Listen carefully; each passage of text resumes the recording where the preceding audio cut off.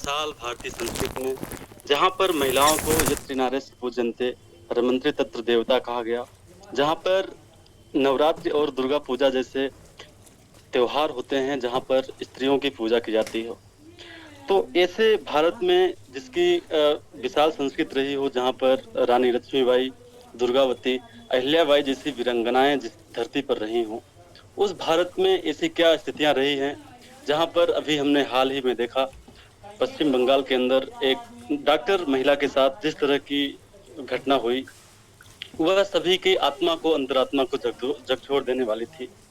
तो ऐसी क्या वजहें हैं जो इस तरह की घटनाएं लगातार भारत की भूमि पर बढ़ती जा रही हैं? क्या ऐसी कमियां रह गई हैं कानून में, कानून की व्यवस्था में? क्या स्थानीय सरकारों ने क्या ऐसे कानून नहीं बनाए? क्या ऐसे नियमों का पालन नहीं किया गया इस देश में, जिसके कारण इस तरह के अपराध लगातार देश में बढ़ते जा रहे हैं? और एक एनएचआरसीसी और एक भारतीय नागरिक के क्या ऐसी जिम्मेदारियां हैं जिसका निर्वहन करके हम महिलाओं के प्रति बढ़ते हुए अपराधों को रोकने के लिए एक प्रयास कर सकते हैं? इन्हीं सब मुद्दों में के बारे में संक्षिप्त में डिस्कशन करने के लिए आज के इस वेबिनार में हमारे साथ उपस्थित हैं मध्य प्रदेश प्रदेश लीगल एडवाइजर माननीय श्री जितेंद्र पुरोहित सर। आपके माध्यम से आज के इस विषय में के बारे में हम संक्षिप्त जानकारी जानेंगे, साथ ही यह भी जानने का प्रयास करेंगे कि अगर किसी महिला के साथ किसी भी प्रकार का लैंगिक दुर्व्यवहार किया जाता है तो हमारे एनएचआरसीसी के पदाधिकारी किन नियमों धाराओं के अंतर्गत क्विक कार्यवाही करने का प्रयास कर सकते हैं। इन सभी मुद्दों पर विस्तार से चर्चा करेंगे, लेकिन आगे बढ़ने से पहले आप सभी पदाधिकारियों से निवेदन है कि जैसा कि आप सभी अनुभवी हैं, एक वेबिनार को सफल बनाने में आप सभी को काफी एक्सपर्टीज हासिल हो गई है। हमेशा की तरह आज के इस वेबिनार में भी आप सभी अपना अनावश्यक माइक ऑफ रखेंगे। वेबिनार के अंत में एक छोटा सा प्रश्नोत्तरी का सेशन होगा, तो आपके कोई विचार हैं, कोई इस पर प्रश्न रहेंगे तो अंत में हम ले पाएंगे। तो आप सभी का ज्यादा समय न लेते हुए मैं आमंत्रित करना चाहूंगा आज के वेबिनार के मुख्य वक्ता माननीय श्री जितेंद्र पुरोहित सर को। कृपया आप आएं और संबंधित विषय पर अपने विचार रखते हुए हम सभी को मार्गदर्शित करें। एनएचआरसीसी के सभी पदाधिकारियों को मेरा नमस्कार, जय हिंद। माननीय राष्ट्रीय अध्यक्ष महोदय का भी बहुत बहुत धन्यवाद और राष्ट्रीय कोऑर्डिनेटर प्रभास सर का भी बहुत बहुत धन्यवाद जो उन्होंने मुझे इतने गंभीर विषय पर बोलने का एक मौका दिया। मैं एडवोकेट जितेंद्र पुरोहित इंदौर हाईकोर्ट में प्रैक्टिस करता हूं और मध्य प्रदेश का स्टेट लीगल एडवाइजर हूं। आशा करता हूं सभी को मेरी आवाज़ बराबर आ रही होगी। बिल्कुल सर, बिल्कुल जी। तो आज एक बहुत ही गंभीर विषय पर हम चर्चा करने के लिए यहाँ पर एकत्रित हुए हैं कि महिलाओं और बच्चों के विरुद्ध जो यौन शोषण के अपराध बढ़ रहे हैं उसका कारण क्या है। हमारे भारतीय समाज बहुत ही पुरातन समाज जो है सनातन धर्म से जुड़ा हुआ है, जहाँ पर एक बहुत ही लोकोक्ति बहुत ज़्यादा फेमस है कि यत्र नारी पूज्यन्ते तत्र रमन्ते देवता। जहाँ पर नारी की पूजा होती है वहाँ पर देवता रमण करते हैं। पर हाल ही में हम जो कुछ सालों में घटनाएं देख रहे हैं महिलाओं के विरुद्ध और बच्चों के विरुद्ध जो घटनाएं हो रही है, आए दिन हम पेपर में, न्यूज़पेपर में, मीडिया में, सोशल मीडिया में जो खबरें पढ़ते हैं तो मन बड़ा व्यथित होता है कि ऐसा क्या हो गया हमारे भारत देश में कि इस तरह की घटनाएं जो हैं हो रही हैं और इतनी विवस्त रूप से जो घटनाएं हो रही है। अभी हाल ही में मैंने एक मूवी देखी थी, साउथ मूवी है महाराजा करके। मैं आपसे सभी से गुजारिश करूंगा कि सभी वो मूवी जरूर देखें। महाराजा मूवी नाम है उसका। उसमें बच्ची के विरुद्ध जो एक अपराध हुआ है उसके बारे में बहुत ही डिटेल में एक शानदार स्टोरी बनेगी जो एक रियल घटना पर आधारित है। सभी को देखना चाहिए। खैर, हम मुद्दे पर आते हैं। देखिए, यौन शोषण का जो अपराध है वो बहुत ही घिनौना और बहुत ही कुंठित मानसिकता वाला अपराध होता है। हम सभी जानते हैं कि ये एक साइंस का भी विषय है कि जो ये सेक्स को लेकर जो भी एक भावना है, यही एक वजह बनती है अपराध करने का। यही एक वजह बनती है किसी भी व्यक्ति को कोई अपराध करने के लिए मजबूर करने। पर इसको ट्रिगर करने का भी एक कारण जो होता है उसको भी जानना बहुत जरूरी है। क्योंकि मैं कोर्ट में प्रैक्टिस करता हूँ और आए दिन मेरे सामने भी ऐसे कई अपराध आते हैं जिसमें कई बार तो महिलाएं वास्तव में पीड़ित होती है और कई बार महिलाएं जो हैं अपने महिलाओं के विरुद्ध जो अधिकार दिए गए हैं कानून द्वारा, संविधान द्वारा, उसका दुरुपयोग भी करती हैं। पर दोनों ही तरीके से अगर देखा जाए तो बहुत ही गंभीर विषय है यौन अपराध जो है। अभी हाल ही में जो है कोलकाता में जो अपराध की घटना हुई है, यौन अपराध की, बहुत ही घिनौनी और बहुत ही हिला देने वाली घटना है। और उससे भी ज्यादा जो घिनौना है, उससे भी ज्यादा जो निराश करने वाली जो बात है वो ये है कि इस पर राजनीति हो रही है और इस पर सोशल मीडिया पर जो भी कमेंट बाजी चल रही है, सोशल मीडिया पर उस मृत महिला, सम्माननीय महिला का फोटो तक लीक कर दिया गया और कई वाहियात बातें भी लिखी गई उसके बारे में, कई अफवाहें भी फैलाई गई जो कि ठीक नहीं है। ठीक है, अपराध हुआ है वो वहाँ तक ठीक है, और उस अपराध को करने की एक जो मानसिकता है उस पर अगर विचार किया जाए तो उस पर विचार के मेरे पर्सनल ओपिनियन से, मेरे रिसर्च से और मेरी जहाँ तक मुझे जानकारी है, हो सकता है आप में से कई लोग उससे सहमत ना हो, पर मेरा जो एक अनुभव है उसको मैं साझा कर रहा हूँ यहाँ पर। 3 कारण हो सकते हैं। सबसे पहला जो कारण होता है कुंठित वासना। ठीक है, हमारे भारतीय समाज में सेक्स को एक बहुत ही गंभीर विषय मानकर और बहुत ही गंदा विषय मानकर दबा दिया जाता है। ठीक है, दबा दिए जाने से क्या होता है कि उसके बारे में प्रॉपर जो सेक्स एजुकेशन होता है वो प्रॉपर मिल नहीं पाता है स्कूल और कॉलेज में। जो जिस समय है नई पीढ़ी को, नए युवाओं को, युवतियों को जो सेक्स के बारे में जानकारी चाहिए होती है कि सेक्स एजुकेशन क्या होता है, उसकी जानकारी प्रॉपर दी नहीं जाती। आज भी हमारे विज्ञान का जब चैप्टर में सेक्स के बारे में जब पढ़ाया जाता है कि भाई ये जो सेक्स की प्रोसेस होती है, एजुकेशन, ये क्या होता है, तो उसको बड़ी जल्दी फटाफट निपटा दिया जाता है और बहुत ही मतलब एक जो इसको ऐसा गंदा विषय मान करके और खत्म कर दिया जाता है। तो यहाँ पर मैं आपको ये बताना चाहूंगा कि एक बड़ा कारण ये भी होता है। कारण ये कि जब जिस उम्र में सेक्स के एजुकेशन के बारे में जो जानकारी चाहिए वो जानकारी मिल नहीं पाती है, और जब हमारा शरीर उसके लिए तैयार होता है, उसके लिए हमारा शरीर के जो वैज्ञानिक जो प्रकृति है वो होती है, उस समय ज्ञान के अभाव में जो है इस तरह के अपराध होते हैं। उनको ये लगता है कि हमारा अधिकार है, उनको ये लगता है कि हम ये कर सकते हैं। आजकल 16-17 साल की जो बच्चियां हैं सेक्स एजुकेशन के अभाव में जो है भाग जाती हैं घर से। ठीक है, उन्हें बिल्कुल जानकारी नहीं होती कि वो एक अपराध कर रहे हैं। इवन मेरे मामले में तो एक केस ऐसा भी आया है कि 18 साल का एक लड़का था और करीब 16 या 16.5 साल की लड़की थी। दोनों आदिवासी समाज से बिलोंग करते थे। उनके माता पिता मजदूरी करने जाते थे और उस बीच उनके उम्र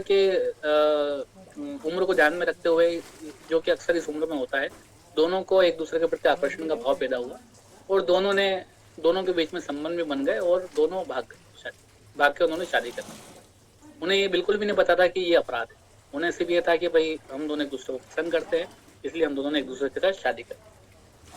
जब ये बात पुलिस तक पहुंची तो पुलिस ने जो है केस बनाया, जो कि पुलिस की भी ड्यूटी थी बनाना, क्योंकि लड़की की उम्र जो 18 साल से कम की थी और इस कारण से केस काफी लंबा चला। अब चूंकि लड़की प्रेग्नेंट भी हो गई थी, उसको बच्चा भी हो गया था, तो एक बहुत बड़ा प्रूफ साबित हुआ कि लड़की के साथ एक अपराध हुआ।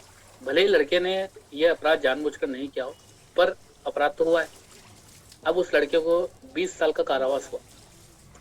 20 साल का कारावास उस लड़के ने जो है, अभी तक उसने 6-7 साल की अवधि भोग चुकी है। अब हम हाईकोर्ट में उसकी तैयारी कर रहे हैं। बट यहाँ पर आप देखिए कि एक सेक्स एजुकेशन के अभाव में कैसे परिवार तबाह होते हैं।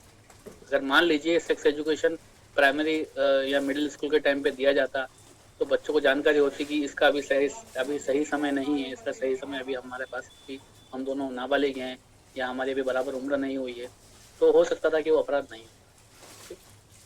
हाल ही में अभी एक बहुत ही गंभीर एक मुद्दा देखने में आया है। मुझे जहाँ तक जिले का एकदम तो ध्यान नहीं है, पर एमपी का ही जिला है रीवा या सतना। वहाँ पर एक 10 साल के लड़के ने मोबाइल पर पोर्न वीडियो देखा और पोर्न वीडियो देखते हुए उसने उत्तेजना में अपनी ही सगी बहन जो कि 8 साल की थी उसके साथ उसने बलात्कार किया। जब बच्चे ने विरोध किया और बच्चे ने कहा कि इसकी जानकारी वो अपने पिता को दे देगी, तो उस लड़के ने अपनी ही बहन को मार डाला, जान से मार डाला। उसके बाद जब उसकी माता को जानकारी लगी तो उसकी माता ने सोचा कि बेटी तो मेरी मर गई और अगर ये बात बाहर आएगी तो बदनामी बहुत होगी, तो उसने बेटे को बचाने का भरपूर प्रयास किया और इस घटना को दुर्घटना देने की कोशिश की। पर मेडिकल साइंस के कारण वो जो है पकड़ा गया और आज उसकी माता भी जेल में। ठीक है, पहला कारण तो ये है कि सेक्स एजुकेशन का अभाव, मैं एक ही मानूंगा 3 कारणों में से। दूसरा कारण मैं ये मानूंगा कि जो पॉर्न मूवी या अश्लील एड या अश्लील वेब सीरीज, जो अश्लीलता सोशल मीडिया पर चल रही है रील्स के नाम पर, चाहे वो रील्स के नाम पर हो, चाहे वो एड के नाम पर हो, या इवन अगर आप और हम जो भी मोबाइल यूज करते हैं, अगर गूगल पे कुछ भी लिखेंगे, कितना भी गंदा लिखेंगे, तो वो उसकी जानकारी हमें जो है तुरंत दे देगा। तो ये एक जो सहज उपलब्धता है पॉर्न वीडियोस की, ये भी एक बहुत बड़ा कारण है रेप का। भाई रेप करने के लिए किसी पुरुष के मन में एक कुछ क्षणिक मिनट की एक काम वासना जागृत होती है। अब उस काम वासना को जागृत करने में का जो कारण है वो है मोबाइल। जिसमें उसने कुछ भी डाला, वो उसको दिख गया, वो उसने देखा, उसकी काम वासना उत्तेजित हो गई, उसको कुछ समझ नहीं आया वो क्या करे, तो उसके सामने जो भी महिला है, जो भी बच्ची या जो भी सामने लड़की दिखी, उसके साथ उसने घिनौना काम किया और ये इस तरह का अपराध घटित हो गया। भले ही उसे बाद में भले ही कितना भी पछतावा हो, पर उसको उस समय वो काम वासना के अंदर में कुछ नहीं समझ पड़ा कि क्या करना चाहिए क्या नहीं करना चाहिए, तो उसने घटनाक्रम कर दिया। आज भी हमारे इंडिया में, बाहर के देशों की बात तो मैं नहीं करूंगा क्योंकि बाहर के देश और हमारे देशों में बहुत फर्क है, आज भी हमारे इंडिया में सहजता से बिल्कुल उपलब्ध है। गूगल पे अश्लीलता किसी भी तरीके से मिल जाती है। यूट्यूब पे देख लीजिए आप, इंस्टाग्राम पर देख लीजिए, सोशल मीडिया पर देख लीजिए, और तो और टीवी सीरियल के एड, अभी हाल ही टीवी पर जो एड आ रहा है उसको लेकर तो काफी सेंसर बोर्ड सख्त हुआ है और टेलीमीडिया भी का जो कम्युनिकेशन डिपार्टमेंट है काफी सख्त हुआ है, पर फिर भी अभी भी कई ऐसे एड है जो इस काम वासना की उत्तेजना को भड़काने की कोशिश करते हैं। तो दूसरा कारण है ये पॉर्न वीडियोस और जो अश्लीलता से भरे हुए एड है, इसका प्रसारण, इसका सहज उपलब्ध होना। तीसरा एक कारण जो है वो थोड़ा सा विवादित है, इस पर कई लोगों की भिन्न भिन्न राय हैं। हो सकता है आप में से कई लोग इस बात से सहमत न हो, पर मुझे लगता है कि एक कारण ये भी है कि हमारे पुराने सभ्यताओं में, हिंदू सभ्यताओं में दास प्रथा भी चली आ रही थी। एक वेश्यावृत्ति को लेकर भी एक जो लीगलिटी है उसको लेकर भी कानून में भी कई जज जो है इस बारे में सहमत हैं, कुछ असहमत हैं कि प्रोस्टिट्यूशन को लीगल किया जाए। ठीक है, एक्चुअल में क्या होता है इसको आप ऐसे समझिए, शराब की जितनी भी दुकानें भारत में चलती है उनका जो मूल कारण है वो ऐसा नहीं कि आय का साधन हो, या ऐसा नहीं हो कि लोगों को मनोरंजन के रूप में शराब पिलाई जाए इसके लिए शुद्ध दुकानें खोली जा रही है, इसके लिए लाइसेंस दी जा रही है। इसका कारण ये है कि अगर शराब की दुकानों की लाइसेंसिंग नहीं की जाएगी या शराब की दुकानों को गवर्नमेंट के अधीन नहीं रखा जाएगा या उनको दुकान के रूप में स्थापित नहीं किया जाएगा, तो अवैध रूप से कहीं शराब बिकेगी और इसके कारण कई मौतें भी हो सकती है और एक भयानक स्थिति बन जाएगी। ठीक मेरा ऐसा मानना है कि वेश्यावृत्ति को भी इसी तरह से कानूनी दर्जा दिया जाना चाहिए। इससे दो फायदे होंगे। एक तो ये होगा कि अभी भी कई राज्यों में, कई शहरों में इलीगली जो है प्रोस्टिट्यूशन का चलन चल रहा है। इसमें कई बच्चियां, छोटी छोटी बच्चियां, कई महिलाएं जो अपहरण करके इस अपराध में धकेल दी जाती हैं और कई लोगों का शोषण भी होता है इसकी आड़ में, महिलाओं का, तो वो एक रुक जाएगा।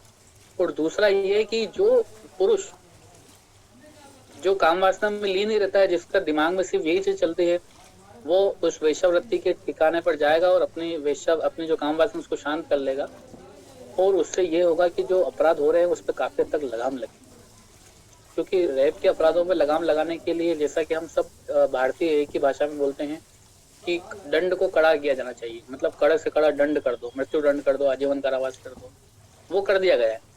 2013 निर्भया केस के पहले रेप के अपराध के लिए अधिकतम 7 साल की सजा थी और रेप का अपराध में भी सिर्फ पेनिट्रेशन जो था, पेनिस का पेनिट्रेशन ही रेप के अपराध को कॉन्स्टिट्यूट करता था। मतलब बलात्कार के अपराध के लिए लिंग का प्रवेशन ही अपने आप में बलात्कार माना जाएगा, इसके अलावा और कोई बलात्कार की परिभाषा नहीं।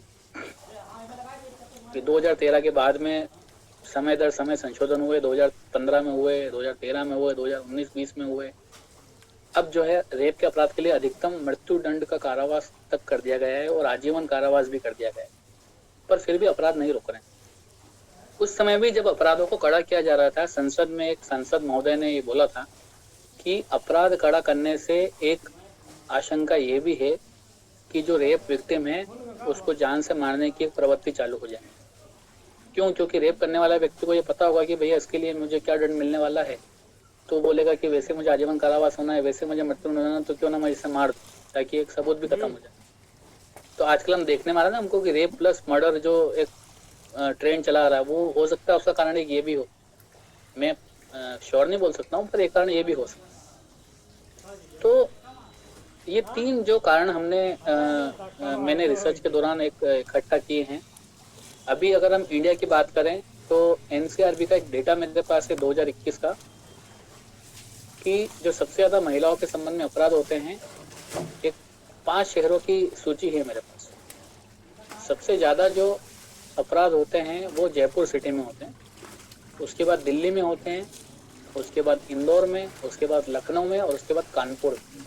ये 5 सिटियों का डेटा है मेरे पास जो महिलाओं के संबंध में अपराध को दर्शाता है। ठीक है। और एक बड़ी रोचक बात, बड़ी आश्चर्यजनक बात ये है कि रेप के अपराध में अक्सर जो अपराधी होता है वो जान पहचान वाला ही। 50 से 60% केसेस में देखा जाता है कि रेप करने वाला व्यक्ति या तो रिलेटिव होता है, या दोस्त होता है, या आस पड़ोस का व्यक्ति होता है, या ऐसा कोई व्यक्ति होता है जिस पर हम भरोसा कर सकते हैं, जैसे डॉक्टर हो गया, पुलिस वाले हो गए, लोक सेवक हो गए, ऐसे व्यक्ति होते हैं। तो यहाँ पर एक छोटा सा कारण और निकल के ये भी सामने आया है, अभी मैंने कुछ केसों में स्टडी की तो, कि बदला। अगर एक पुरुष को पुरुष से बदला लेना है तो वो जान से मारकर बदला ले लेगा, उसको उससे संतुष्टि मिल जाएगी। पर अगर किसी पुरुष को किसी स्त्री से बदला लेना है तो उसको जान से मारने में भी संतुष्टि नहीं मिलेगी, उसको ये लगेगा कि मैं इसकी अस्मिता पर हमला करूं, क्योंकि एक महिला के लिए सबसे बड़ी एक अस्मिता ही होती है जिसको वो सहन, जिसका भंग होना वो सहन नहीं कर सकती। तो यहाँ पर एक कारण ये भी आता है कि जो है बदले की भावना से भी कई बार इस तरह के घिनौने अपराध किए जाते हैं। कुछ अपराध ऐसे होते हैं जो तंत्र क्रिया मंत्र क्रिया के नाम पर भी किए जाते हैं। अभी बड़नगर का केस मेरे पास आया है जिसमें महिला को तंत्र क्रिया के नाम पर जो है उसके साथ यौन अपराध किया गया। तो छोटे छोटे कारण भी है, पर 3 जो मेजर कारण है वो यही है। एक तो सबसे पहला कारण है पॉर्न मूवीज की और अश्लील वीडियो की सहज रूप से उपलब्धता, दूसरा सेक्स एजुकेशन में कमी, और तीसरा ये थोड़ा विवादित है कि वेश्यावृत्ति का लीगलाइज किया जाए।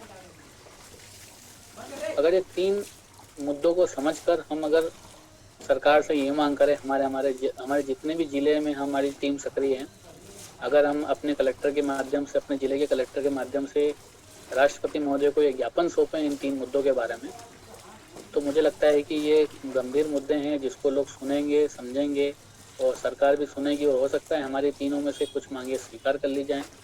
और अगर 100% अपराध में अगर तीनों का रेशो 50% भी है, मान लीजिए अगर संभव, तो अगर 50% रेप को रोकने में भी अगर हम सक्सेसफुल हुए तो हमारा NHRCCB संगठन का इंडिया में होना एक बहुत ही फ्रूटफुल साबित होगा। बहुत ही गंभीर विषय था, जितनी जानकारी मुझे थी और जितनी कम समय में मैंने जानकारी एकत्रित करी वो मैंने आपके सामने रखी। अब मैं आगे निवेदन करूंगा प्रभास सर से कि कुछ और विषयों पर अगर चर्चा करनी हो। हाँ, प्रभास सर ने मुझे बताया था कि जैसा कि आपको बताया था कि अगर हमारे सामने हमारे NHRCCB के संज्ञान में अगर कोई ऐसा अपराध आता है कि भैया ऐसा कोई अपराध हुआ है तो उसके लिए हम क्या करें। देखिए बहुत सेंसिटिव मुद्दा है। अगर हमारे NHRCCB किसी भी संगठन के पास ऐसा कोई मुद्दा आता है तो आप कोशिश करें सबसे पहले किसी महिला को साथ में रखें, ठीक है, और ऐसी कोई शिकायत हो तो उसको लिखित में लें। लिखित में लेने के बाद उसकी काउंसलिंग करें और ये जानने की कोशिश करें, उसको बताए बिना कि क्या ये जो एलिगेशन लगाए जा रहे हैं ये वास्तविक है या ऐसा तो नहीं है कहीं कि द्वेष में या रंजिश में कोई झूठे केस लगाए जा रहे हैं। अभी मेरा जोधपुर में केस है, लग रहा है, मैं अभी पिछले महीने भी गया था और अभी अगले महीने फिर जाना है मुझे। वहाँ पर ऐसा ही हो रहा है कि वो बच्ची की सुनवाई कहीं नहीं हो पा रही। वो बच्ची ने अपनी दादी और दादी के जो फ्रेंड है उनके ऊपर पॉक्सो एक्ट की धाराओं के लिए FIR दर्ज कराई थी, पर पुलिस ने उनके साथ मिल करके FIR लगा दी। तो वहाँ के वकील और वहाँ की पुलिस उनकी सुनवाई नहीं कर रही, इसके लिए मुझे यहाँ से हायर किया गया और मैं यहाँ से NHRCCB के माध्यम से फ्री ऑफ कॉस्ट उनका केस लड़ रहा हूँ। अगले महीने मुझे फिर जाना है। तो अगर हमारे NHRCCB की किसी पदाधिकारी के पास अगर ऐसा कोई केस आता है तो सबसे पहले एक महिला सदस्य को साथ में रखें ताकि कल से कुछ भी मिसहैपनिंग हो तो हमारे ऊपर ये नहीं आए कि भैया आपने किसी महिला को साथ में क्यों नहीं रखा। महिला को साथ में रखें तो उसका लिखित में आवेदन लें और ये जानने की कोशिश करें कि क्या आवेदन में कोई सत्यता है या नहीं। अगर लगता है कि आवेदन में थोड़ी बहुत भी सत्यता है या थोड़ा बहुत भी लग रहा है कि संभावना है, तो बाकायदा उसके लिए पुलिस में लिखित आवेदन बनाएं और महिला के साथ में जा करके कि हम इस एनजीओ से आए हुए हैं और हमारे पास एक पीड़ित महिला आई थी, उसके साथ यौन शोषण का अपराध हुआ है, इसके लिए हम आपके पास लेके आए हैं। तो पुलिस को मैं यही कहना है कि सर उचित जांच करके आप कार्रवाई करें। हमको पुलिस को प्रेशर नहीं डालना है कि आप एफआईआर दर्ज करें, क्योंकि कई बार देखने में आता है कि बाद में महिलाएं जो राजीनामा कर लेती हैं, बाद में महिलाएं या बच्चियां जो है दबाव में आके बयान पलट लेती है। तो ऐसे केस में फिर हमारे ऊपर कोई कार्रवाई हो सकती है। इससे बचने का एक ही तरीका ये है कि हम सेफली हमारा ध्यान रखते हुए काम करें और जिनको वास्तव में न्याय चाहिए उनको न्याय दिलाएं। प्रभात सर से मैं आग्रह करूंगा कि आगे और कुछ मार्गदर्शन। बिल्कुल सर, बहुत बहुत धन्यवाद। आपने काफी संक्षिप्त में अपने विचार रखे आज के इस विषय में। और जैसा कि हम देख रहे हैं, आज पिछले कुछ सालों से हम सभी ने ऑब्जर्व किया है, हमारे जितने पदाधिकारी आज के इस वेबिनार में जुड़े हैं, आप सभी ने ये ऑब्जर्व किया होगा कि हमारी जो भारतीय संस्कृति का स्ट्रक्चर रहा है आज से कुछ 100 साल पहले या कुछ साल पहले ऐसा हम कहें, तो वहां पर महिलाएं दादी होती थी, चाची होती थी, मामी होती थी, भाभी होती थी और मौसी होती थी। इस तरह से तमाम तरह के जो रिलेशनशिप का स्ट्रक्चर था वो बहुत ही पवित्र और बहुत ही ब्यूटीफुल था। लेकिन हम पिछले कई सालों में हमने देखा है बॉलीवुड की तमाम अश्लील फिल्मों से लेते हुए यूट्यूब पर इस तरह से वल्गरिटी हमारे देश में है, इस तरह से फैल रही है, जहां पर हम अक्सर इस तरह के वीडियोस कई बार इस पर न्यूज पर भी आर्टिकल छप चुके हैं। मैं कई ऐसे आर्टिकल पढ़ता हूँ न्यूज में जिस पर ऐसे कई एनालिसिस लिखे रहते हैं कि यूट्यूब में ऐसी चीजों की भरमार है जहां पर रिश्तों को तार तार करने वाले काल्पनिक वीडियो चलाए जाते हैं। और ये भी एक बड़ा रोल प्ले करता है जहां पर आज का जो युवा पीढ़ी है, पहले के समय की युवा पीढ़ी दादी नानी की आध्यात्मिक छांव में पली बढ़ी होती थी, वहां पर उन्हें संस्कार दिए जाते थे। परंतु मोबाइल के हाथ में आ जाने के कारण हमने देखा है कि एक जो बच्चा अभी 10-12 साल का है वो बहुत सारी वल्गरिटी यूट्यूब से सीख जाता है या किसी इस तरह की वेबसाइट इत्यादि से सीख जाता है। और हमने देखा कि आज का जो बच्चा है या आज की जो जनरेशन है वो दादी नानी इस तरह के जो रिश्ते हैं, भाभी मौसी मामी, इस तरह के तमाम रिश्ते हैं उसको न देखते हुए एक जो अप्रोच, एक जो डिजास्टरस डेंजरस पाश्चात्य सभ्यता का एक जो टेम्परामेंट डेवलप हो रहा है देश के अंदर, जिससे हम देखते हैं कि एक पुरुष है वो एक महिला को देखेगा, वहां पर वो अपनी माँ मतलब जैसे कि हमारे भारतीय संस्कृति में हर अपनी पत्नी के अलावा हर स्त्री को बहन और अगर उम्र से बड़ी है तो माँ का दर्जा दिया जाता रहा है। लेकिन वो अब उसे केवल एक लिंग के आधार पर देखेगा कि मैं पुरुष हूँ और सामने जो भी व्यक्ति एक स्त्री है वो स्त्री है। तो ये जो जेंडर आइडेंटिटी है जहां पर केवल एक जेंडर को देखने की प्रथा आज के जो युवा हैं उनके अंदर ये देखने को मिल रही है। और ये भी एक बड़ा कारण है कि जो लैंगिक अपराध को बढ़ावा देते हैं। तो आपने जैसा कि सही कहा, हमारे देश के अंदर ये भी नीड है कि सरकार के पास जो स्थानीय गवर्नमेंट है वो यूट्यूब इत्यादि पर इस वल्गरिटी को भी थोड़ा लगाम लगाएं। दूसरा है कि जो हमारे बच्चों के हाथ में फोन है, आप सभी एक जिम्मेदार नागरिक बनते हुए हम ये भी देखें कि हमारे बच्चे क्या देखते हैं, किस तरह की चीजें वो देख रहे हैं और इस पर थोड़ा लगाम लगाने के आवश्यक प्रयास किए जाने चाहिए। तो ये भी एक मेरा विचार था। मैं माननीय जितेंद्र सर से एक सवाल पूछूंगा, उसके पहले मैं सभी पदाधिकारियों से निवेदन करना चाहूंगा, आपके कोई सवाल हैं लीगल, कोई कानूनी सवाल हैं ऐसे लैंगिक अपराधों को लेकर, तो आप माइक पर क्लिक करेंगे तो मैं यहाँ से इनेबल कर पाऊंगा, आप अपने सवाल पूछ सकते हैं। उसके पहले मैं माननीय जितेंद्र सर से पूछना चाहूंगा कि सर मुझे 2 चीजें आपसे और जाननी है। पहली ये है कि अगर किसी महिला के साथ इस तरह से लैंगिक अपराध होते हैं तो उसको या उसके परिजन को कुछ आर्थिक सहायता भी मिलती है, ऐसा हमने सुना जाना है। तो मैं चाहता हूं कि आप थोड़ा इस पर प्रकाश डालें कि किस तरह की आर्थिक सहायता उसे तत्काल प्रभाव से दिलाई जा सकती है और हमारा जो एनएचआरसीसीबी का एक सामान्य सदस्य है वो किस तरह से तुरंत अगर संज्ञान में मामला आया है तो तुरंत कैसे इस पर कार्रवाई करें।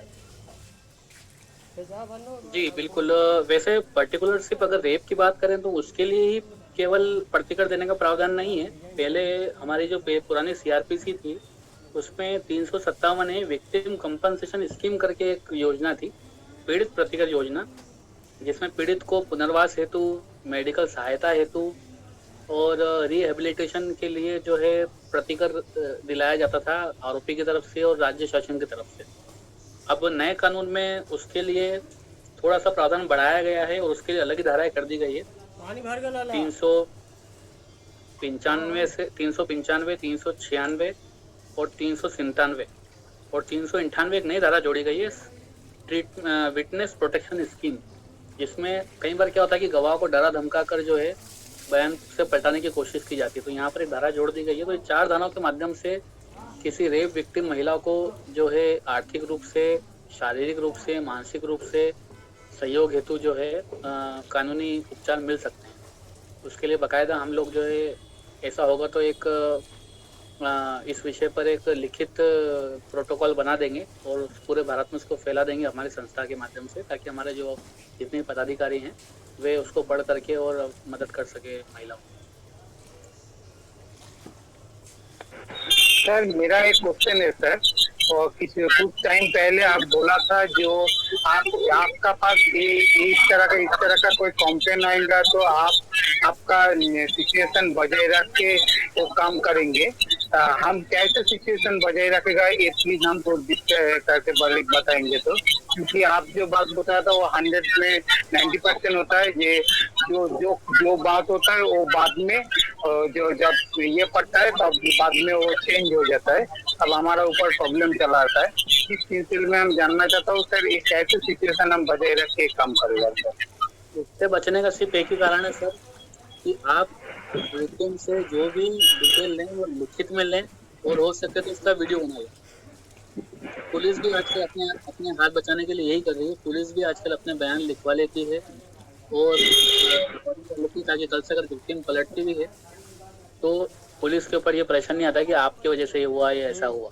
तो कभी भी आपके पास ऐसा कोई मैटर आए तो लिखित में ले जानकारी पीड़िता से, और हो सके तो उनका अंगूठा ले, भले वो साइन करने वाले हों पर साइन के साथ उनका अंगूठा भी ले लो, ताकि कल से ये नहीं बोल सकते कि ये सिग्नेचर मेरे नाम है।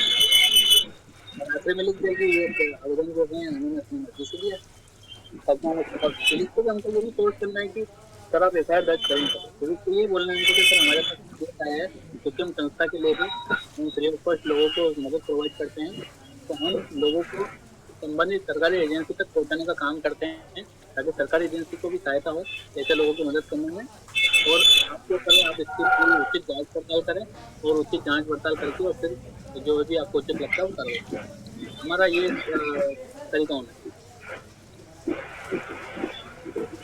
सर और एक बात पूछना है सर, और एक बात हम इससे रिलेटेड हम जान सकता हूँ सर, वो जब हमारा पास रिटिन दे उसका जो फैमिली मैटर है उसको कि वो पास साक्षी पर रखना चाहिए ना, जो साक्षी पर ना वो रखने का कोई जरूरत नहीं। साक्षी वाला काम हमारा नहीं है। हम सिर्फ आवेदन के अंदर लिखवा सकते हैं कि आज मैं संस्था में मेरी मम्मी के साथ आई हूँ या आज मैं संस्था में मेरी बहन के साथ आई हूँ, ताकि वो एक पॉइंट भी लिखा जाएगा और हमको झूठा साबित।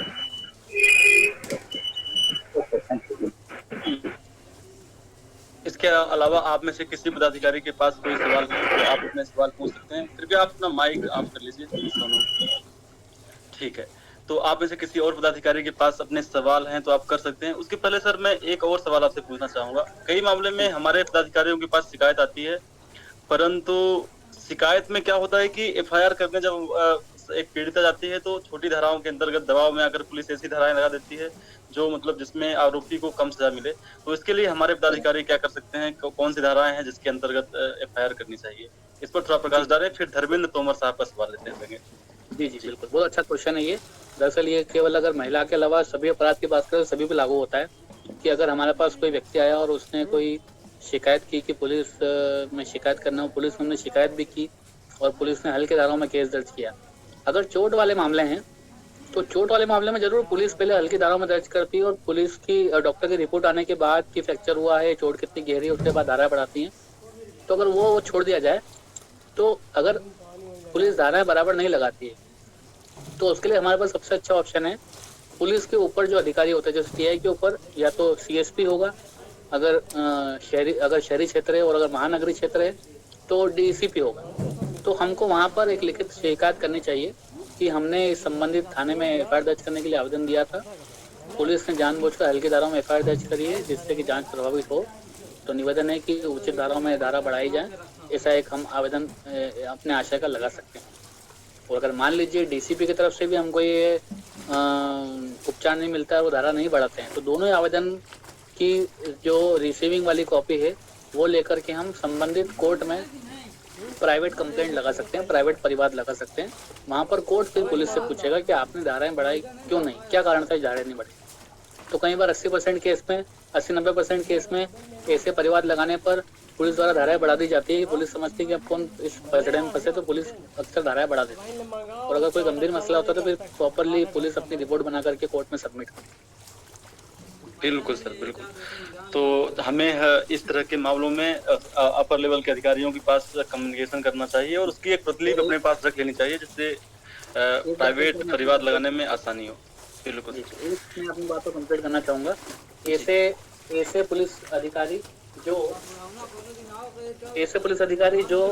एफआईआर दर्ज नहीं करते हैं, तो वो भी एक अपराध होता है। मतलब लोक सेवक द्वारा कोई ऐसा कार्य न करना जिसको करने के लिए वो आपत्त हो, तो उसकी भी पहले जो धारा दर्ज होती थी एफआईआर दर्ज करने की, वो 166 166 करके कुछ थी, 166A और 166B करके धारा थी। अब वो हो गई है 199 और 200। तो इसमें हम पुलिस वाले के ऊपर एफआईआर दर्ज कर सकते हैं कि पुलिस ने हमारी लीगल हमारी कार्रवाई नहीं की और मतलब हमारा जेन्युइन केस था और एफआईआर दर्ज नहीं की, तो इसके लिए भी एफआईआर दर्ज होती है पुलिस वाले के ऊपर। बिल्कुल सर। अगले किसी पदाधिकारी का सवाल लेने से पहले मैं एक और थोड़ा सा क्लियरिटी चाहूंगा सर कि पुलिस पर एफआईआर, तो चूंकि थाने में एफआईआर तो पीड़ित व्यक्ति की हो नहीं रही है, तो फिर उस पुलिस वाले की एफआईआर कहाँ दर्ज करवाएंगे? कई बार हमारे पदाधिकारियों का सवाल होता है, थोड़ा सा इसे विस्तार में बताएं सर। इसका प्रोसेस यही होता है कि हमको कंप्लेंट, हमारे आवेदन तो हमको उसी थाने में देना पड़ेगा क्योंकि वो उसी थाने से संबंधित है, पर पुलिस वाले जानबूझ के एफआईआर दर्ज नहीं करेंगे, पक्की बात है। तो हमको उसकी रिसीविंग जरूर लेना है और वही प्रोसेस अपनाना है। फिर हमको डीसीपी के पास जाना है, डीसीपी भी अगर सुनवाई नहीं करता तो दोनों की रिसीविंग की कॉपी लेकर हमको प्राइवेट कंप्लेंट कोर्ट में लगाना है। कोर्ट से हमको न्याय मिलने की उम्मीद ज्यादा रहती है। यहाँ पर संबंधित लीगल एडवाइजर का सपोर्ट लेंगे तो वो बिल्कुल 156(3) में, अब तो धारा बदल गई है, पर पुरानी धारा के अनुसार 156(3) में प्राइवेट कंप्लेंट लग जाती है। बिल्कुल सर। मान लीजिए सर कि थाने में पुलिस के खिलाफ कंप्लेन करना है और पुलिस क्योंकि उसी थाने में का केस है, तो पुलिस हमें रिसीविंग भी नहीं दे रही है, उस स्थिति में हमें क्या करना चाहिए? बाय पोस्ट कर सकते हैं उसको, मतलब स्पीड पोस्ट कर सकते हैं कि हमने थाने में जाकर शिकायत की पर पुलिस वालों ने शिकायत लेने से भी मना कर दिया, तो हम बाकायदा उसको रजिस्टर्ड एडी के माध्यम से स्पीड पोस्ट के माध्यम से भेज सकते हैं। बिल्कुल, और ये बहुत कारगर तरीका है। बिल्कुल सही आप बोल रहे हैं। और मैं अपने सभी पदाधिकारियों को यही कहता हूं कि आप थाने में जाएं एफआईआर करने, और थाना इंचार्ज अगर आपकी एफआईआर नहीं लिख रहा है, आपको लग गया, आप पूरा प्रयास कर लीजिए अपनी तरफ से, शालीन भाव में आप बात करिए। थाना इंचार्ज है तो रिस्पेक्टफुल तरीके से आप उससे बात कीजिए। और थाना इंचार्ज ने अगर एफआईआर नहीं लिखना, एकदम थाना इंचार्ज का कहना एकदम कुछ भी हो जाए, एफआईआर नहीं लिखेंगे, तो बिल्कुल आप स्पीड पोस्ट कीजिए, या थाना का कोई मेल है, ऑफिशियल ईमेल आईडी है, तो आप ईमेल आईडी पर भी करेंगे तो वो भी, जो आप कंप्लेन लिखते हैं ईमेल आईडी पर, तो वो भी आपके रिसीविंग के रूप में मान्य होता है। आपको संबंधित थानों में सब जगह व्हाट्सएप नंबर भी दिए जाते हैं, तो उस पर भी हम भेज सकते हैं। बिल्कुल, और व्हाट्सएप पर भी आपने जो भेजा उसकी स्क्रीनशॉट रखकर आप उसे एक मतलब रिसीविंग के रूप में मान सकते हैं। बिल्कुल। धर्मेंद्र कुमार जी, आपका कोई सवाल था, आपने माइक राइज ऑप्शन पर क्लिक किया था। इसके अलावा आप में से किसी पदाधिकारी का संबंधित विषय से जुड़ा हुआ कोई सवाल है तो आप फिर कर सकते हैं। राजेश कुमार डोगरा जी कुछ सवाल पूछना चाह रहे हैं सर। हेलो जी जी धर्मेंद्र जी। हेलो, हाँ सर जी, एक सवाल था सर। एक शादीशुदा महिला थी, वो किसी का काम करने जा रही थी, है ना, तो उसके मालिक के द्वारा उसका रेप किया गया, वीडियो और फोटोग्राफ लिए। उसके बाद उसको धमकी देख करके वीडियो और फोटो वायरल किया गया। महिला अपनी माँ के साथ हमारे पास कंप्लेन करने आई। हम अपनी एक महिला कर्म सदस्य के साथ उसको महिला थाना ले जाने की तैयारी कर रहे थे, परंतु इस बीच में उसके पति को पता चल गया कि ऐसी घटना है, वो जस्ट विरोध में आ गए। इस स्थिति में क्या किया जाए? पति नहीं चाहता कि कंप्लेंट हो, आगे बढ़े, और पत्नी चाहती जिसके साथ प्रताड़ना वो चाहती मैं करें, और मारपीट करता है पत्नी के साथ। ऐसे अगर तू कंप्लेंट करेगी तो और मारूंगा। ऐसे में देखिए एक प्रॉपर काउंसलिंग की जरूरत है उस पति को बैठकर समझाने की कि भाई सामने वाले व्यक्ति के पास इनकी फोटो और वीडियो है, तो अगर ये वायरल होती है तो इसमें नुकसान आप लोगों का ही है और हमें इस तरह के एक्शन लेना ही पड़ेंगे। नहीं तो आज अगर हम चुप रहेंगे तो सामने वाले आरोपी की हिम्मत बढ़ेगी और वो फिर से अपराध करेगा। ऐसे मामलों में नॉर्मली काउंसलिंग की जरूरत होती है पुलिस पति की, और अगर फिर भी पति नहीं सुनता है तो पति के खिलाफ भी फिर एफआईआर दर्ज करा देने की गुरेज नहीं करना चाहिए हमें, क्योंकि यहाँ पर क्योंकि महिला आरोपी ने सर, हाँ, आरोपी ने उसकी नग्न तस्वीर उसके मायके के माने गांव में रहती, वहाँ चारों तरफ उसने लगा दी। सोचिए उसकी इतनी हिम्मत, है ना। जी और हमने पूरा सपोर्ट किया, महिला टीम हमारी साथ थी रायगढ़ की, और हम लोग थे बकायदा महिला को महिला थाना ले जाने की, माने स्पेशल इसका अलग टीम होती महिला थाना, है ना, वहाँ। और उसके बाद साइबर में जाने की पूरी बात करके रखे थे, परंतु उसके बाद पति के द्वारा प्रताड़ित किया जाने लगा। फिर तो आप समझ रहे, महिला के हमारे पास लिखित चाहिए सर, जैसे आपने मार्गदर्शन दिया कि जब तक सदस्य द्वारा मौखिक नहीं लिखित चाहिए तभी आगे बढ़ सकते हैं, परंतु ये बात हम सदस्यों को पता चल जाता है कि उसके साथ अन्याय हुआ है, तो हम रह नहीं पाते, रात दिन थोड़ा कचोटता रहता है, मैं उसके लिए कुछ कर नहीं पाया। अच्छा सर, कुछ कर नहीं पा रहा जानते हुए भी। महोदय आप हमें ये बताएं, महिला का क्या स्टैंड है अभी के लिए, महिला क्या चाहती है? महिला तो चाहती कंप्लेंट हो। इसमें तो एक बहुत बड़ा जी, आप सबसे पहले ये कंफर्म जरूर कीजिएगा कि उसके जो फोटो और वीडियो वायरल हुए हैं उसमें फोटो वीडियो में वो उसकी जो पोजीशन है वो कॉम्प्रोमाइज पोजीशन है या विरोध करती हुई पोजीशन, ये जरूर देखिएगा, क्योंकि अगर कॉम्प्रोमाइज है, कॉम्प्रोमाइज है सर, मतलब वहाँ कंसेंट शो हो रहा है वीडियो फोटो में सर। हाँ कॉम्प्रोमाइज है उसमें। ये मैटर फिर ब्लैकमेलिंग पे चला जाएगा और ये मैटर फिर 66 एक्ट में चला जाएगा, ये रेप में नहीं उसने दोबारा फिर संबंध बनाने के कहा तो उसने मना कर दिया, तो उसने उठा के फोटो वीडियो वायरल कर दी। तो नॉर्मली ऐसे मामलों की हमको ड्राफ्टिंग बहुत सावधानी से करनी चाहिए। हमको ड्राफ्टिंग का तरीका रखना चाहिए कि भैया उन्होंने पहले हमें बहलाया फुसलाया, ठीक है, और हमारे साथ जो है इस तरह की हरकत करने की कोशिश की। जब हमने मना किया तो उन्होंने हमें जो है जान से मारने की और फिर हमसे ऐसा काम करा और फिर हमको बोला कि तुम ऐसा सहमति से करो, और सहमति से करने का बता कर हमारा वीडियो बनाया और फिर ये वायरल किया। ऐसा अगर आप ऐसी चीजें अपनाएंगे तो ये आपका जो लेटर है यही कारण बनेगा अपराधियों को छूटने का, क्योंकि अक्सर क्या होता है कि जजेस जो है उसको कॉम्प्रोमाइज पोजीशन समझ लेते हैं और बेल भी मिल जाती है और फिर आगे जाके वो बरी भी हो जाती है रेप के केस। इसमें एक प्रॉब्लम और आई है सर, जैसे कि मान के चलो एग्जांपल दे रहा हूँ, लड़का बिहार का था, यहाँ काम कर रहा था, जिसके साथ कॉम्प्रोमाइज पोजीशन बना, जब उसने वायरल किया उसके अगले दिन वो अपने अन्य स्टेट भाग गया। अब ये कंप्लेन अगर करनी है तो जहाँ केस हुआ है वहाँ कंप्लेन होगी या पुलिस कुछ गुमराह कर सकती है इस मैटर में? अपराध स्थल सबसे प्रमाणित जगह होती है जहाँ पर अपराध हुआ है। जी, जिस इंस्टाग्राम से उसने वायरल किया उस इंस्टाग्राम की कॉपी है अपने पास, और जो फोटो उसने पोस्टर बनाकर चिपकाए हैं वो फोटोग्राफ भी हमने ले लिए थे दीवार से। बस समस्या यही आई कि महिला जाना चाहती है, परंतु घरेलू माने महिला की माँ और महिला दोनों हमारे पास आए हुए थे, परंतु पति के द्वारा। आप एक समझ लीजिए, यहाँ पर अगर महिला आपके पास आई है तो आप उसी समय थाने लेकर चले जाइए, एफआईआर करवा दीजिए पहली चीज। लेकिन पहले आप कंसल्ट कर लीजिए, क्योंकि भले ही महिला कंप्रोमाइज्ड है, लेकिन वीडियो वायरल करना तो अपराध तब भी है। हाँ, वही पूछना चाह रहा था, पहले वीडियो वायरल उस पे साइबर क्राइम पहले जाना पड़ेगा, है ना? उसकी धारा तो अलग हो जाएगी, उसमें एक तो आईपीसी बीएनएस के एक्सटॉर्शन की धारा लग जाएगी, ब्लैकमेलिंग की, और दूसरा आईटी एक्ट 67। अच्छा जी सर। उसके बाद में वही जानना चाह जी सर। अगला सवाल राजेश डोगरा साहब का है, फिर सैला पाटिल जी का सवाल है। जी राजेश डोगरा साहब, आप कुछ सवाल पूछना चाह रहे थे? सैला पाटिल जी, आपने राइज हैंड किया था, आपका कोई सवाल है तो आप पूछ सकते हैं। सैला पाटिल और राजेश डोगरा। गलती से हो गया सर, बस में हूँ मैं, तो गलती से हो लग गया सर। ठीक है, मैं कुछ पूछना चाहता हूँ सर। बिल्कुल भास्कर जी, बताएं। एक्चुअली मेरे को जितना सीनियर है सबको मैं पूछना चाहता हूँ, खास करके जो हमारे नेशनल प्रेसिडेंट है या जो भी स्टेट प्रेसिडेंट है उनको। अभी कलकत्ता में जो घटना हुआ इसका रिगार्डिंग क्या सर?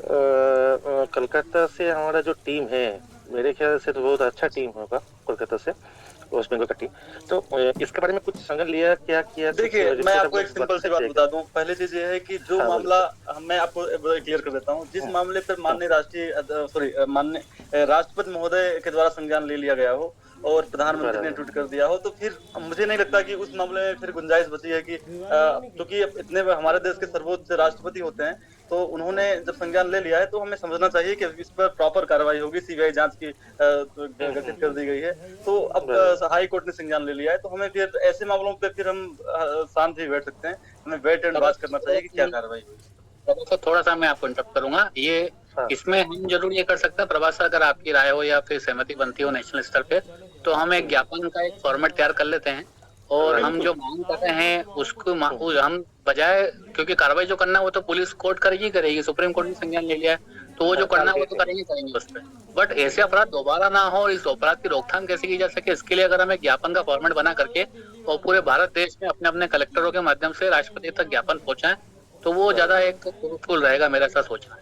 बिल्कुल आपने सही कहा सर। देखिए इस अपराध को बेस बनाकर जो आपने 3-4 मांगे करी हैं, वो हमारे जो अपने पॉइंट ऑफ व्यू है, उन पॉइंट को रखते हुए हम ज्ञापन जरूर दे सकते हैं पूरे देश भर में। जिला कलेक्टर के माध्यम से राष्ट्रपति के नाम पर ज्ञापन दे सकते हैं, तो ये अच्छा तरीका होगा। बिल्कुल मैं चाहूंगा अगर जितेंद्र रोहित सर के पास अगर कोई ऐसा फॉर्मेट हो तो आप हमें देंगे, तो मैं सभी को क्लियर कर दूंगा। तो इसमें हमारे अपने सजेशन रहेंगे और हमारे सभी पदाधिकारी जो जिला लेवल के पदाधिकारी हैं, जिला अध्यक्ष हैं या जिला का प्रभार जिन पदाधिकारियों के पास है, वो अपनी टीम के साथ स्थानीय कलेक्टर के माननीय राष्ट्रपति के महोदय के नाम पे और जिला कलेक्टर के माध्यम से ज्ञापन दे सकते हैं। ये एक अच्छा तरीका भी होगा मेरे हिसाब से। Thank you sir. Mahendra Pal Dhaniya sahab, प्रदेश अध्यक्ष हरियाणा, आपने राइज हैंड किया था, आपके कोई सवाल है तो पूछ सकते हैं। सर मैं ये पहले ये पूछना मतलब ये कहना चाहता हूँ, राजेश डोगरा जी कुछ प्रश्न करना चाह रहे थे, थोड़ा उनसे पूछ लिया जाए क्या बात। जी जी माइक ओपन है और डोगरा साहब पूछ सकते हैं। हेलो जी जी आपकी आवाज आ रही है। हाँ सर, एक्चुअली क्या मैं अभी ज्वाइन हो पाया था, मैं जरा कहीं गया हुआ था तो उस वजह से वो कनेक्ट हो गया था मैसेज। जी जी पूछें अपना सवाल। धानिया जी आप जारी रखिए प्लीज।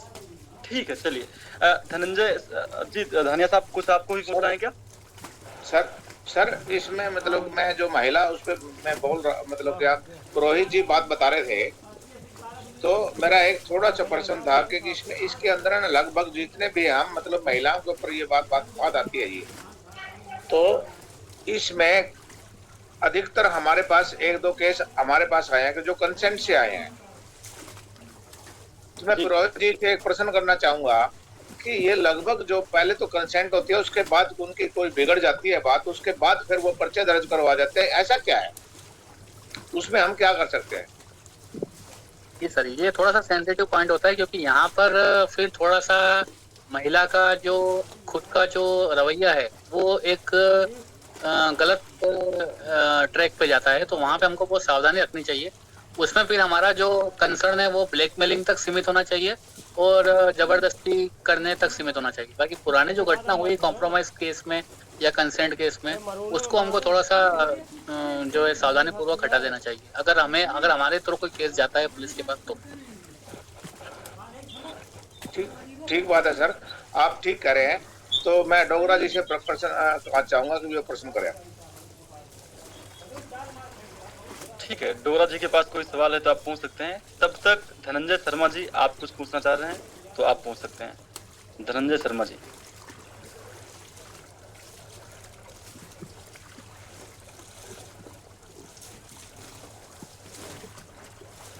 नवीन सिंह जी आप कुछ पूछना चाह रहे हैं, आपने राइज हैंड पे क्लिक किया है।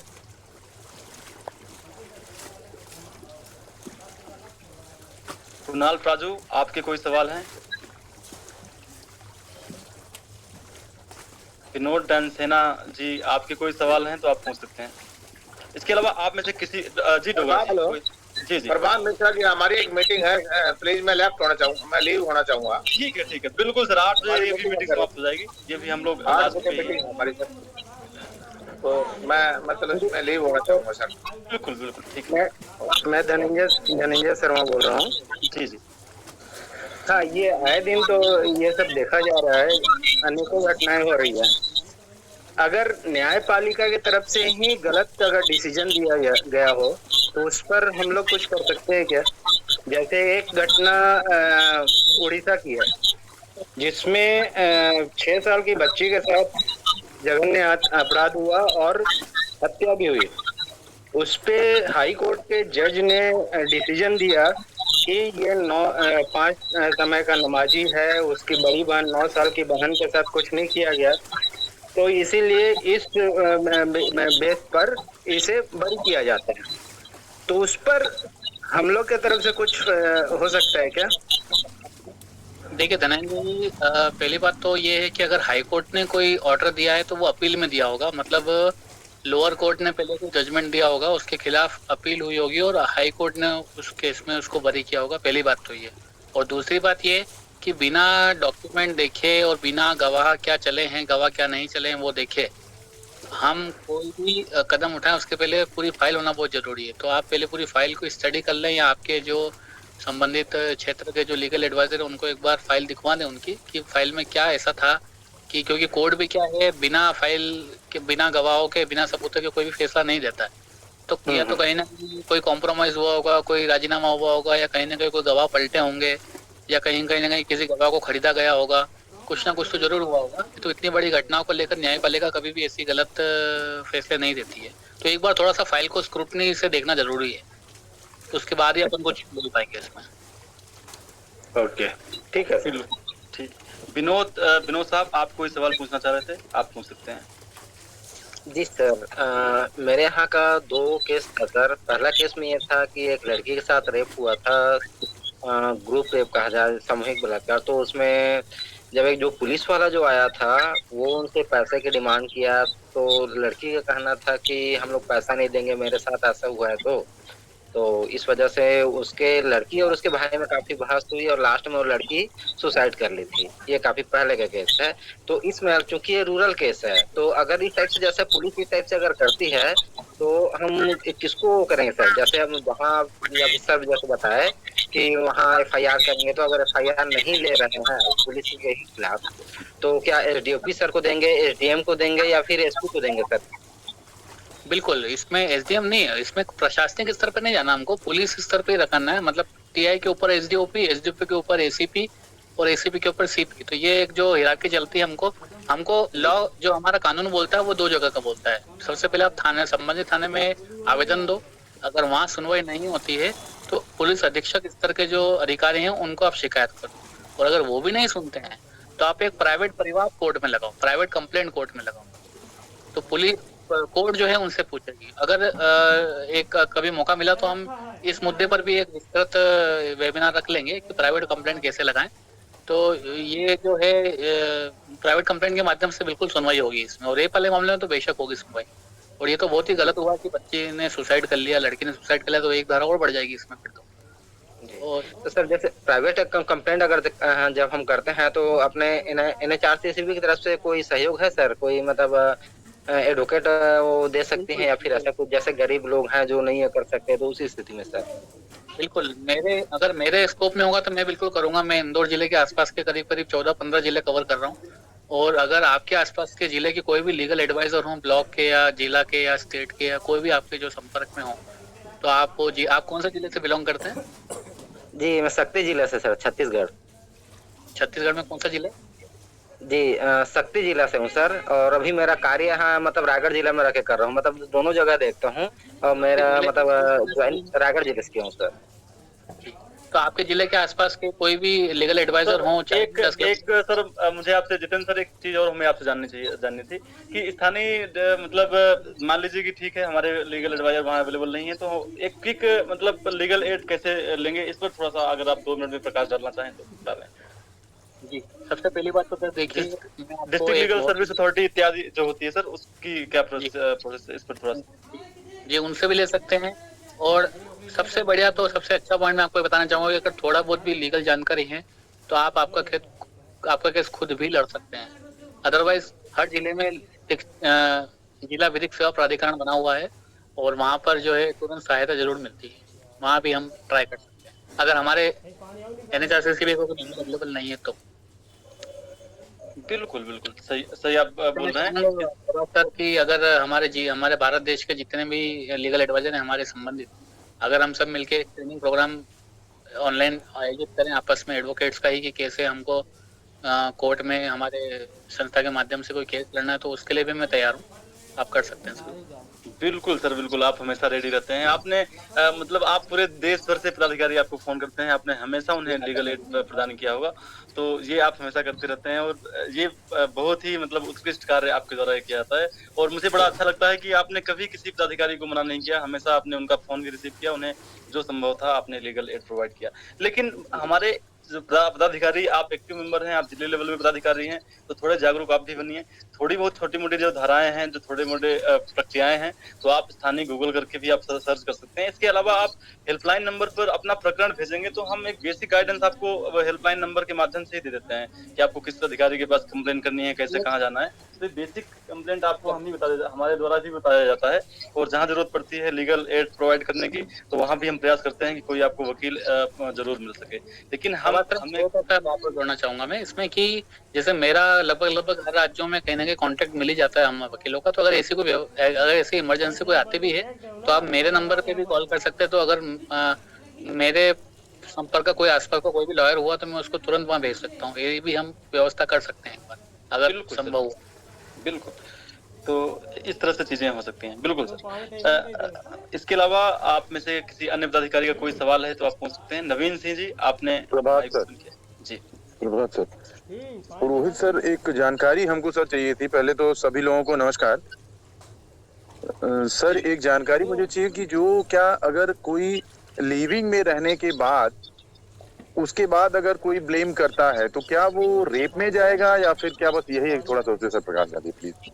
देखिए, लॉ में एक क्लियर सा नियम है कि हर बार कंसेंट जरूरी है। जितनी बार संबंध बनते हैं उतनी बार कंसेंट जरूरी है। ऐसा नहीं है कि 10 बार कंसेंट है तो 11वीं बार भी कंसेंट ही होगी। हो सकता है